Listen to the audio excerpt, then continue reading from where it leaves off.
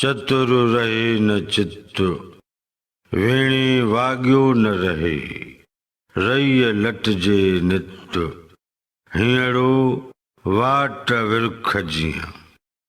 चतुर रहे न चित्त, सूरां सबुर न करे, सजण सारे नित, वेगाणो थो विझुले। नवन लफ़्ज़नि जी माना। चतुर माना सियाणो या समझू, चित्त माना समझ। चतुर रहे न चित्त माना सियाणे वटि समझ न रहे। वेण माना तानू या मेणू, वेणे माना तानन सां। वाग्यो माना ॿधो या ॻंढियो। वेणे वाग्यो न रहे माना तानन सां काबू न थी सघे। रई माना दज़, धूड़ या लट।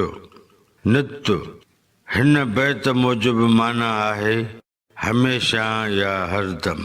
वाट विरख माना वाट ते बीठल नंढो वण।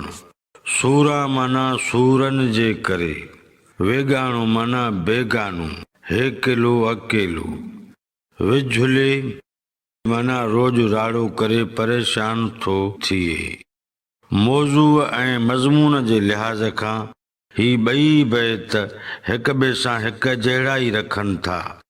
इन्हनि ॿिन्ही बैतनि जी ॿिन्ही मिसरनि जी जुदा जुदा साझी सम्झाणी। चतुर रहे न चित्त, वेणे वाग्यो न रहे, सियाणे वटि समझ न रहे, वेणनि सां वागजी न सघे। रईय लटजे नित, हींअड़ो वाट विरख जियां। हींअड़ो हमेशा वाट ते बीठल वण वांगुरु दज़, धूड़ ऐं लट में पियो लटजे। चतुर रहे न चित्त, सूरां सबुर न करे, सियाणे वटि समझ न रहे, ऐं सूरनि खां सबुर न थी सघे, ऐं सूरनि खां सबुर थी न सघे। सजण सारे नित, वेगाणो थो विझुले। सजण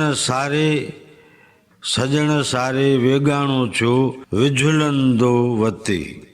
हिननि हम शक्ल बैतनि जो मजमूई मतिलब ऐं मफ़हूम हीअं बयानु करे सघिबो। चतुर रहे न चित्त, वेणे वाग्यो न रहे, रईय लटजे नित, हींअड़ो वाट विरख जियां।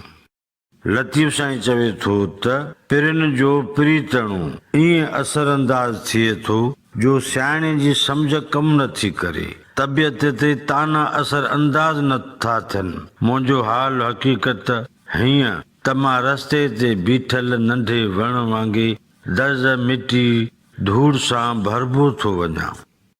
चतुर रहे न चित्त, सूरां सबुर न करे, सजण सारे नित, वेगाणो थो विझुले।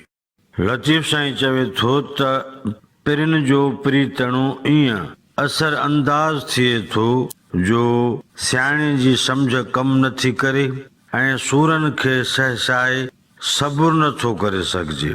मुंहिंजे हींअर जी हक़ीक़त में हालत हीअ आहे, सजण खे सारे संभारे हेकिलो अकेलो थी रुअंदो ॻरंदो थो रहे।